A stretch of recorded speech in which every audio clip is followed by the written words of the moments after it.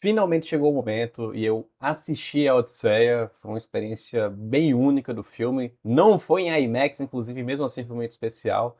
Mas antes de falar do que eu achei do filme, eu percebi que existia todo um pseudo-debate sobre representatividade e afins que, para mim, encobre coisas bem terríveis, tá? Inclusive debates que falavam de uma suposta precisão histórica, mas que eu acho bem problemáticas. E tem um vídeo especificamente que vai tratar de tudo isso, da tal da, entre aspas, né, cultura woke em volta do filme, e eu tô aqui para rebater, é isso.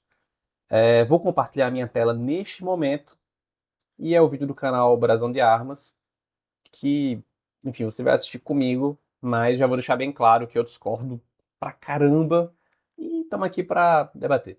Como eu fiz com o vídeo do Gaveta e agora eu tô fazendo o vídeo desse rapaz aqui que eu não sei o nome, com todo respeito, tá? Então eu vou dar o play e seja o que Deus quiser. Senhores, Thiago Braga aqui. A espera de 30 anos acabou. Finalmente temos a nossa Odisseia. Ou não. A cada segundo desse filme, eu tive certeza de como esse é o pior filme jamais feito sobre a história da Odisseia. É o filme do Nolan e ele faz o que ele quiser do filme dele. O problema é que ele decidiu pegar uma história que não pertence a ele, não pertence ao estúdio dele. Não foram eles que criaram isso aqui. Por isso, Nolan conseguiu uma proeza. Ele conseguiu cagar simplesmente a história mais épica da história do Ocidente. Eu avisei há 6 meses atrás e hoje eu repito. Eu só errei uma vez na minha vida, quando eu pensei estar errado. Mas você estaria muito errado se estiver ficando calvo sem o... Antes da publi aí, eu já quero comentar uma coisa que ele já parte de uma concepção que é muito comum, mas que eu considero muito problemática, de sempre julgar o filme pela obra na qual ele se inspirou, né? O cinema se inspira na literatura desde sempre. Você tem incontáveis adaptações de Romeo e Julieta, de Hamlet e tantas outras, né? Com Odisseia não é diferente, você tem várias adaptações. E é claro que quem é o fã da obra original vai buscar semelhanças, vai buscar um lugar até mesmo de conforto. Entretanto, quando o filme ele é feito, ele não é mais simplesmente uma peça ilustrada daquele livro, daquela obra original. Ele é uma nova obra. É óbvio que essa obra vai ecoar elementos da sua obra original. Veja, por exemplo, Apocalipse Now, do Coppola, que é inspirado no livro Coração das Trevas.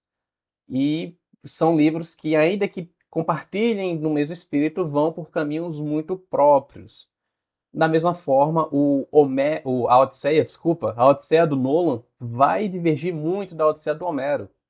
Isso não diminui em nada a obra original que está lá, preservada e pode ser lida a qualquer momento. O filme ele vai ser um olhar muito próprio e, como são todas as obras artísticas, vai ser um produto do seu tempo. Não tinha como a Odisseia do Nolan ser a mesma coisa que a Odisseia do Homero, até porque são homens de tempos diferentes e de vidas diferentes. Isso quer dizer que o Nolan não tinha direito de pegar a obra e fazer o filme que ele queria? De forma alguma. E eu tenho uma opinião que para alguns pode ser muito polêmica, mas eu não ligo para a fidelidade no que tange obras originais e suas adaptações. Eu acho que, inclusive, esse é um terreno fértil para certas liberdades, liberdades, inclusive, às vezes até que eu posso discordar do ponto de vista da narrativa, mas que vão revelar algo do nosso tempo. E no final, nem se trata de gostar ou não gostar do filme, mas de entender qual é o lugar da adaptação no cinema, quais são as liberdades que existem nisso, e também compreender que não existe território sagrado quando a gente fala de arte, né? A arte ela sempre vai ser mexida ao longo do tempo, vai ser reinterpretada. Eu falei mesmo de Shakespeare, vejam quantas reinterpretações tiveram, e isso sempre vai haver. A gente vai ter a Odisseia daqui a não sei quantas décadas de novo, com algum outro diretor, e vão ter coisas muito diferentes do que a gente está vendo no filme agora do Nolan, e que são muito diferentes do que a gente lê na própria Odisseia. E tá tudo bem. Eu acho que essa é a graça, inclusive. Tá? Então, só para colocar isso, eu vou pular, obviamente, o ad, porque ninguém merece, né? Eu fui assistir em IMAX, inclusive, para analisar cada detalhe para vocês. Nolan escolheu a obra mais influente da história da literatura ocidental por uma razão. Ele sabia que isso ia chamar muita atenção para o filme dele. Dito isso, bora para a história da Odisseia.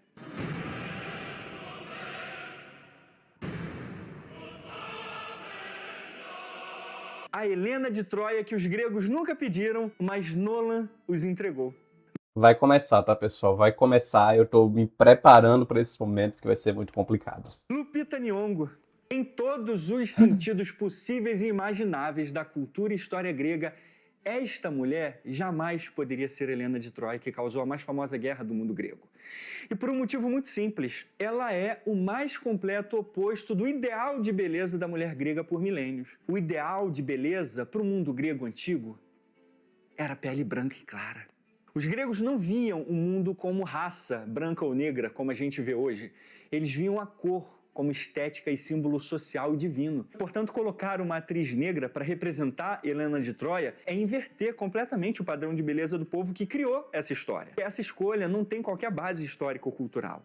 É apenas a escolha de um diretor que escolhe quem ele quiser para o filme dele. Nolan escolheu usar e colocar no título dele A Odisseia. O filme é dele e ele tem a liberdade de fazer o que ele quiser dentro do filme dele.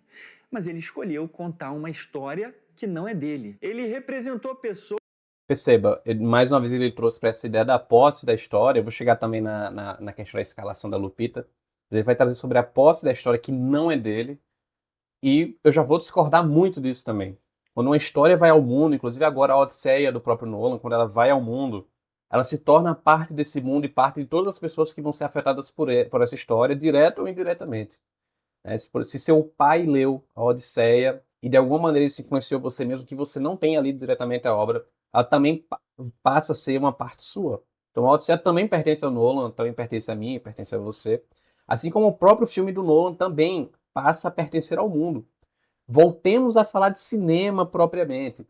Quantos filmes não usam imagens de arquivo de outros filmes? Há inclusive filmes experimentais que se baseiam apenas em imagens de arquivo. Eles estão se apropriando da imagem gerada por um terceiro, criada por um terceiro e composta, mas ressignificando. E essa ressignificação pode se dar através da montagem, pode se dar através da repetição, pode se dar através do alongamento dos planos, quando se aumenta o tempo, né, você aumenta esse escopo. Então perceba, tudo que a gente dá ao mundo, no campo artístico, ao mundo pertence. Homero, ele criou a Odisseia, a obra, e tá tudo certo. Mas depois que ela tá ao mundo, as pessoas vão poder fazer uso disso, né? Existe toda também uma questão legal sobre isso que gostam de discutir. Para dar o exemplo, o Mickey, né, recentemente entrou em domínio público, o Superman vai entrar e etc. Mas eu não estou falando disso, estou falando de a arte não pertence ao autor enquanto uma posse que a arte não vai poder ser mexida e etc. Vamos ao exemplo de novo, sabe, da J.K. Rowling com Harry Potter. Né? Muitas pessoas amam Harry Potter e reprovam a autora enquanto pessoa, mas isso não tira o status da obra enquanto popularidade, enquanto símbolo cultural propriamente. Né? Idem para o H.P. Lovecraft e tantos outros autores terríveis enquanto pessoas. Né? Então, enfim, eu já acho isso problemático por si só. E vai ser a linha central, né, a posse que Homero tem sobre a Odisseia, para o rapaz aqui descredibilizar, por exemplo, a escalação da Lupita. E eu acho interessante que toda busca por precisão histórica e etc. sempre é mirada contra minorias. No caso, uma mulher preta. Temos aqui no filme também um homem trans, que é o Elliot Page. E vão ser sempre os alvos dessa busca por uma precisão histórica. Não se busca precisão histórica quando se fala, por exemplo, do Brad Pitt em Troia. Não se busca precisão histórica quando se fala do próprio Matt Damon, como o Odisseu ou Ulisses. A precisão histórica ela só é guardada para determinados tipos de pessoas. E perceba que, mais uma vez, assim, é muito pernicioso isso, porque é disfarçado de uma preocupação supostamente legítima de uma obra que é amplamente espalhada, todas as pessoas conseguem encontrar cópias da Odisseia, não é como se fosse um livro secreto que está escondido no index da igreja, sei lá, né? Mas ainda assim parece ser um grande problema quando um filme decide fazer essa abordagem. E de novo, é um problema específico para determinadas pessoas, não é para todas. Porque se ao menos ele fosse generalista e falasse da escalação do Matt Damon, do Robert Pattinson, ao menos manteria um padrão. Mas perceba que o problema está sempre para pessoas com uma determinada cor, com determinadas características, E antes que venha, você está dizendo que o rapaz, ele é aquela palavra com R. Eu não estou dizendo isso, tá? Já falei com os meus advogados, inclusive. Mas é um discurso que é reproduzido e repetido na internet há tanto, tanto tempo que as pessoas começam a internalizar sem questionar, né? O pessoal fala tanto da, entre aspas, né, cultura woke.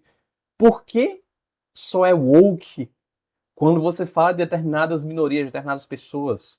Né? Por que isso se torna algo indesejável com essas pessoas, mas está tudo bem com as outras? Eu sou da escola que, como ele falou, né, o filme é do Nolan, ele vai escalar quem ele quiser e a gente vai ver o que é que o filme entrega. Para mim foi ótimo. Né? Depois eu vou entrar nisso propriamente. Aqui, porém, para o Tiago e para tantas outras pessoas, isso vira um problema enorme. Né? Complicado. Complicado.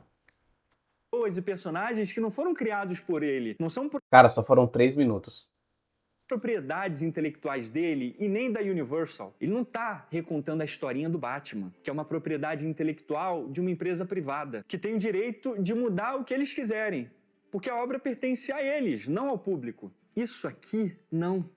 Isso aqui não pertence a ninguém, galera. A nenhuma empresa privada. Ninguém tem os direitos sobre a Odisseia. A história já está pronta, fechada e consolidada por quase 3.000 anos só. Por isso mudar... Então, partindo dessa lógica, então nenhuma adaptação cinematográfica, nem que fosse seguindo cada uma das palavras ali transformadas em imagem, serviria, né? Porque na transposição de uma obra para uma outra língua artística, né, no caso de um livro, um poema, para um filme, você sempre vai incorrer em modificações. Isso é da natureza da linguagem artística, inclusive.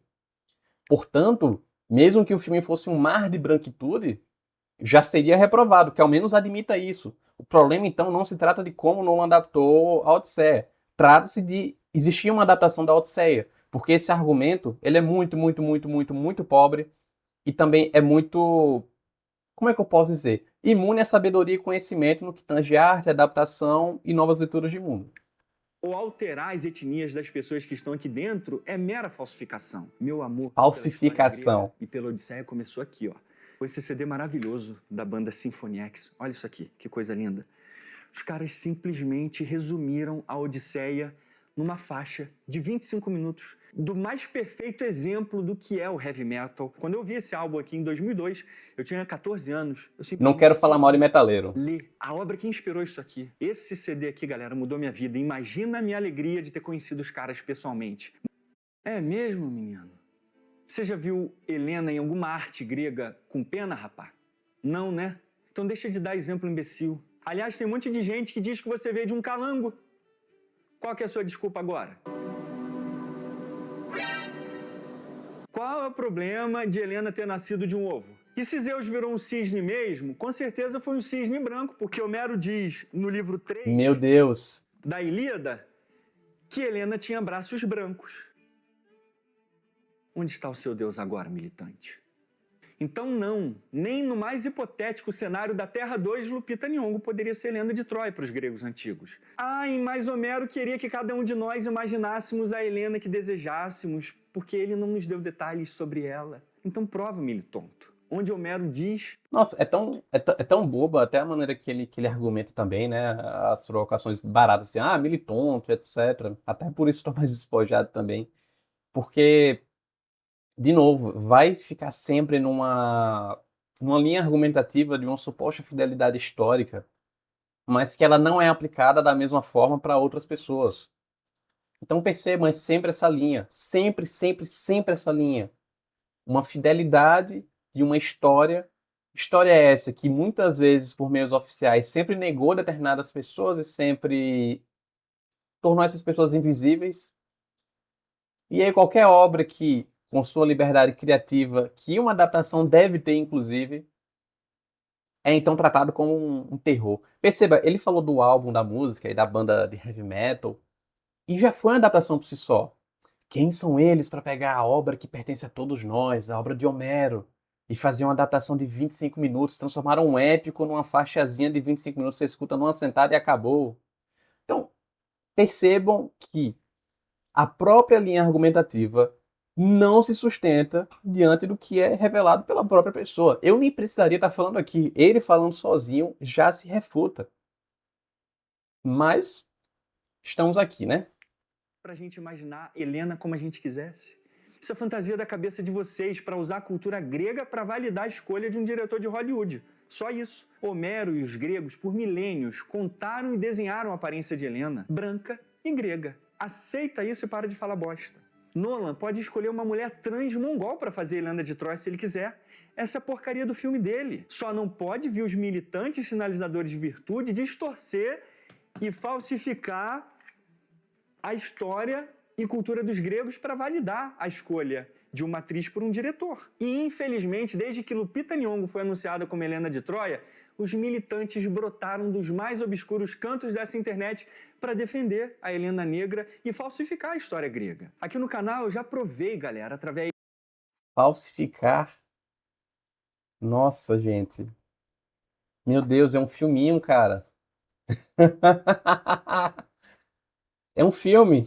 de literatura, O livro tá lá. história, até DNA dos gregos antigos, que uma Helena negra seria inimaginável para os gregos antigos. Os vídeos estão demais, repletos de estudos e fontes primárias, então não deixa de assistir. Saca só esse artigo especializado aqui, que resume tudo isso muito bem. César Branco, Odisseu Negro.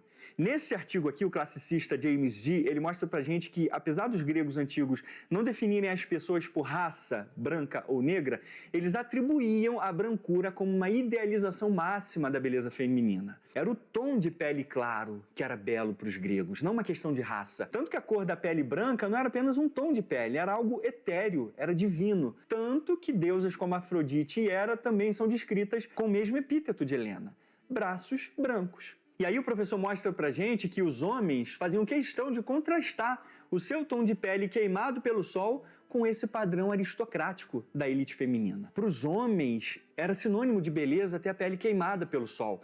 Passar o dia no sol era atividade masculina. Enquanto que para as mulheres... Perceba que ele vai tentar trazer de novo esse viés histórico, né? Vai, inclusive, citar fontes historiográficas, mas que, de novo, não se sustentam diante de um fazer artístico de plena liberdade e que, mais uma vez, vou repetir, vou ser repetitivo e que se dane, vão mirar sempre uma minoria. Vão sempre mirar. Cara, é revoltante isso. Como é sempre esse tipo de ataque, e é tão pernicioso, é maligno mesmo, com todo respeito, porque você ataca pessoas a partir de um disfarce, né? Como um cavalo de Troia. Você vai lá todo pimposo e diz, vou falar de história. Pois tá, pois toma aqui, não pode preto no filme, não pode trans no filme. Ele tá dizendo, ele até fala, né? Pode, porque é o filme do Nolan. Mas depois incorre em dizer que é uma falsificação da história, os militontos e etc. Gente, com todo o respeito, não sei se alguém aqui acompanha esse canal, eu acho difícil, né? Mas se você é jovem, chegou aqui e acompanha esse canal, perceba quais são as consequências lógicas de certas linhas argumentativas. Perceba bem onde essas linhas argumentativas colocam o indivíduo, a pessoa, o ser humano, independente da sua cor. Perceba aonde isso leva. Perceba também como certo rigor ele se aplica somente a determinados grupos. Eu já falei isso umas 5 vezes, mas eu acho que isso não custa repetir. Porque aí está a raiz aí da coisa toda. Um rigor que só existe para um lado, um aspecto específico. E, obviamente, existe aí um erro crasso, na minha opinião, do campo artístico mesmo, de não entender o que é uma adaptação, de não entender o que é cinema, de não entender o que é arte como um todo, né?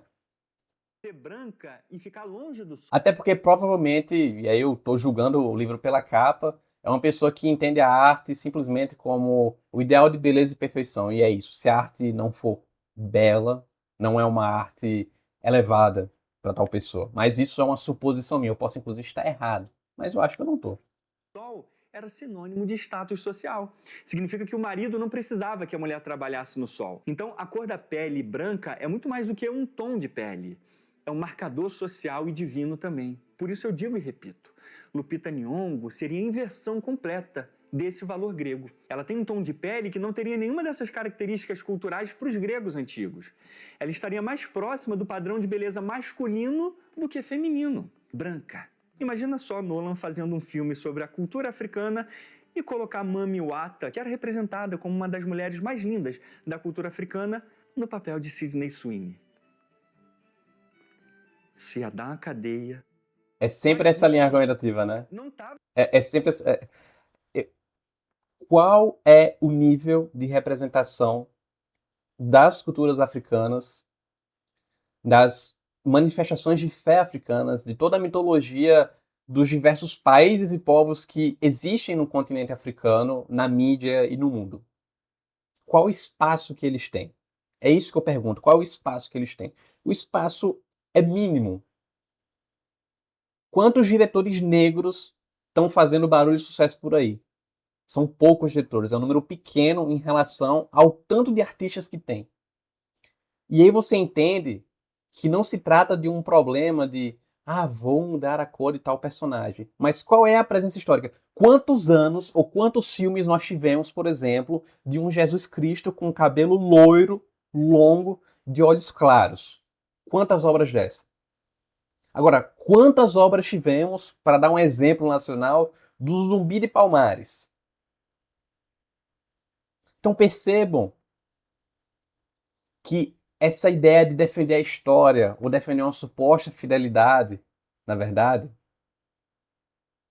não se sustenta, porque a história negra e de qualquer etnia que não seja branca foi distorcida ao longo de milênios e milênios da humanidade, mas principalmente com o cinema e a sua capilaridade cultural e industrial mesmo, naturalmente, já fez esse trabalho. Então perceba, a maneira que os povos negros são tratados e representados em vários filmes da década de 10, década de 20, né, 1920, 1910, etc. Povos do leste asiático, e assim vai. Perceba, já existiu esse apagamento. Nós estamos na sociedade que é o fruto desse apagamento. E agora, quando se busca algum tipo de reparação, você acha ruim? Cara, você é um homem adulto. E você, sim, é estudado, né, em algum nível, né, pelo amor de Deus. E eu acho que o vídeo do rapaz aqui vai deixar de ser interessante, E aí tem aquela cena horrorosa porque provavelmente agora ele vai citar só comparações com o livro de novo e como o livro emocionou ele, como o filme frustrou. E é válido, né? Tá no lugar dele. Mas eu acho que aqui eu posso parar, porque eu acho que o pior já foi. Eu espero. E aí vou falar um pouco do que eu achei do filme. Eu vou ser honesto com vocês, eu não aguentei o vídeo inteiro, porque foi basicamente ladainha de leitor, comparando a obra original com o filme. E a gente já viu esse debate 3 milhões de vezes. E como eu falei, uma pessoa tem todo o direito de desgostar de algo, mas eu acho muito problemático quando todo o valor de uma obra cinematográfica se resume a ser comparada com a obra original. O filme, ainda que seja uma adaptação, ele se torna uma nova obra de arte por si só, assim como o remix de uma música, assim como o uso de samples em outra canção, e assim vai. Agora, sobre minhas impressões de Odisseia, eu gostei bastante do filme, como eu falei, eu vi numa sala de cinema comum, e como eu já havia dito no vídeo anterior, isso não estragou em nada a experiência, porque o filme sempre é pensado para os seus vários formatos. O que mais me pegou é que ele é quase como um sucessor espiritual de Oppenheimer, também do Nolan, um filme que eu gosto muito e que vai lidar muito com essa fragmentação do indivíduo diante de um momento de transformação social. Né? Você tem essa lógica do medo do que pode vir a acontecer ali com esses personagens, principalmente na trama do presente, né? Quando o Odisseu ele já volta para sua terra, né? Tem essa ideia do povo do mar e etc. Mas o que acontece é uma autodestruição, né? A autodestruição que começa desde o cavalo de Troia, uma armadilha que é um tanto quanto perniciosa e violenta para além da própria natureza da guerra, mas que, como eu falei, vai fragmentando esses personagens. Essa fragmentação a gente consegue perceber, por exemplo, em como a montagem do filme vai e volta no tempo. Percebam que passado, presente e futuro não são questões separadas, mas são partes de um todo. Essa fragmentação também se dá nas próprias desventuras do Odisseu ou Ulisses, né? Ele está sempre indo de um lado para o outro, geograficamente ele está perdido e a montagem mais uma vez traz isso muito bem. E para além de não saber onde ele está, há também uma fragmentação da memória e da sua própria identidade, né? O Odisseu volta para a sua terra disfarçado de mendigo, ele não é mais quem ele era, e existe sempre esse conflito entre quem ele era enquanto um herói de guerra, que cometeu atrocidades, e esse novo homem que ele quer ser. Porque até mesmo existe essa ideia de que o apocalipse da nossa sociedade foi trazido por nós mesmos, afinal de contas. É um filme que, para mim, em algum nível, ele se liga também a Megalópolis do Coppola. Não enquanto forma, são filmes formalmente muito distantes. Mas tematicamente tem essa questão bem contemporânea de uma sociedade decadente, que busca respostas num passado glorioso, mas que esse passado é o próprio motivo dessa decadência, e é essas sociedades elas continuam nesse ciclo de destruição e renascimento. Pode ser o meio que passa por isso, e todo o filme é essa sucessão de calvários. É quase como um expurgo. Ele está limpando os pecados que ele cometeu, né, pecados do homem ali enquanto indivíduo, mas que também carregam toda uma carga daquela sociedade, daquele lugar.